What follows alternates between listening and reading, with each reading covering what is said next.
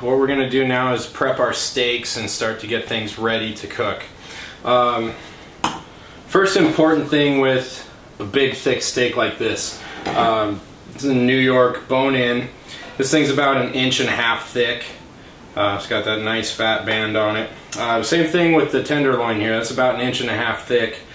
Basically, like I said earlier, I wanted the porterhouse.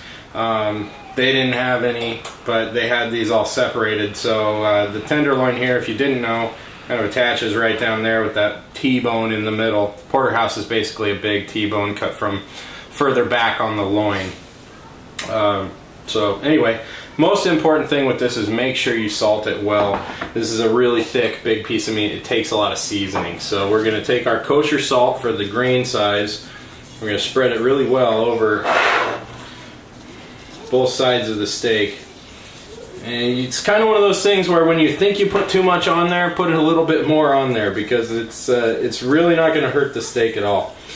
So get that a good pat. You can also put pepper on there. Some people will say you're going to burn the pepper. If you use a big enough grain of pepper or a big enough grind, it's not really true. You're not going to get it all bitter. That'll be argued to the end of the earth. My opinion, throw a little pepper on it.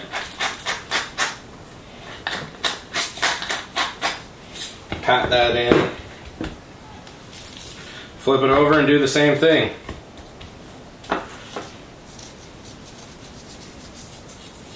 By the way, all of you germaphobes out there, probably cringing every time I put my hand back in the salt.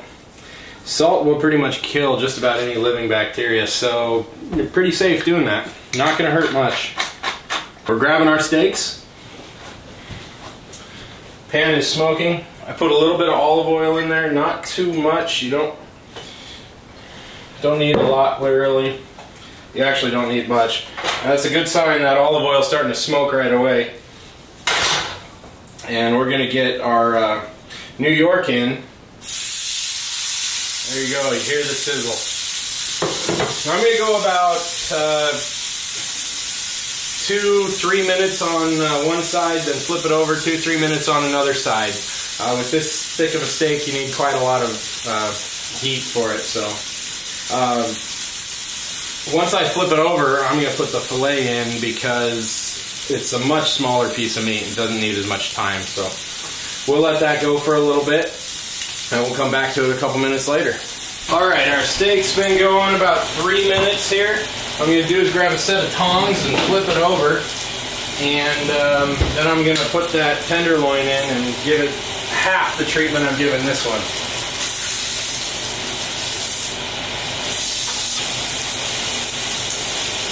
This is a pretty delicious looking steak right now. We're going to go about 1.5 minutes for the tenderloin, then I'm going to flip that over, another 1.5 minutes, then that's going in the oven. I'm going to actually turn the oven down to about 375 or so to not overcook the steaks. Alright, so what we're going to do right now, I skipped a step in my description. We're going to take some butter, about 2 tablespoons or so of it. We're going to throw it in that pan. We're going to let it start melting here.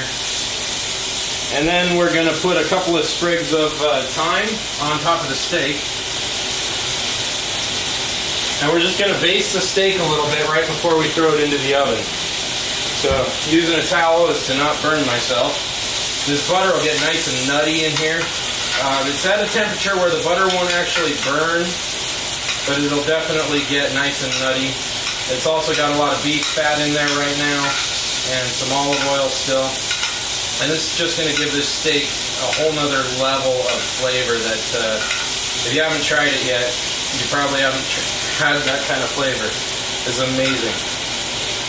So just real quick, easy, throw that in there like that.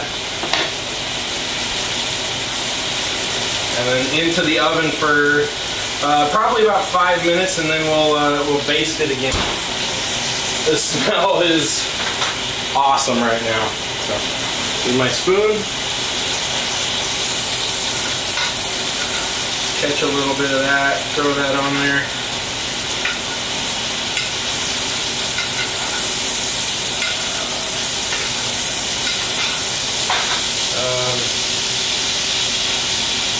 Right now I'm probably at a pretty solid rare on both of these. If you can't feel them out, if you don't know how to do that, a good thing to do is invest in one of these little probe thermometers. This thing will get you a pretty quick read. An instant read would be a little better, but this will work pretty well. And you just want to go for the thickest part of the steak, right about in the middle of it. And that'll give me my temperature. Right now, it's going up. Takes a while. That's why instant read is much better. But right now that's at about 104, 105 degrees, so it's still got quite a ways to go. We're looking for about 123, 125 for medium rare. That's where I seem to like these things. My wife likes it a little more done here on the tenderloin. And that is pretty much done to medium right now, so I'm going to pull that tenderloin.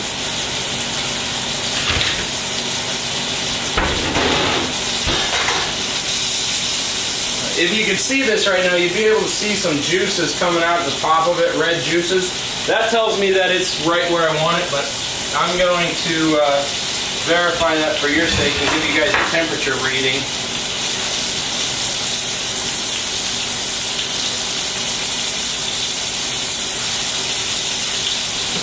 While it does that, I'm going to baste it again just for fun.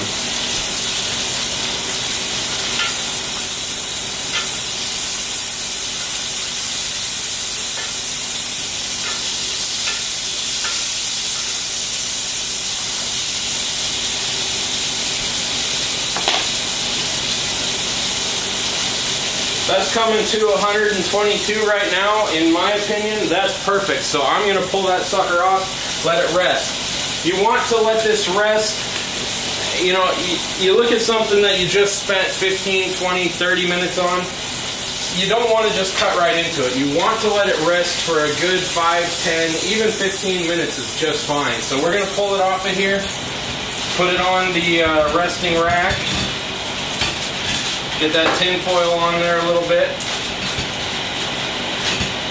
And it's going to carry over and probably end up about 127, 128 degrees, which is the middle of medium rare, which to me, for a steak like that, is just about perfect. So if you can see this here, this is the steaks all done. You can see how rich and dark that wine sauce was that went onto that filet there. And then this blue cheese butter sauce is just going to be amazing. I'm going to show you how to cut these things up right and get them plated. There you go. A beautiful steak, potatoes. You can see all that juice almost about to run off the plate. And some broccoli. That's about it. I'm done. Have a good night.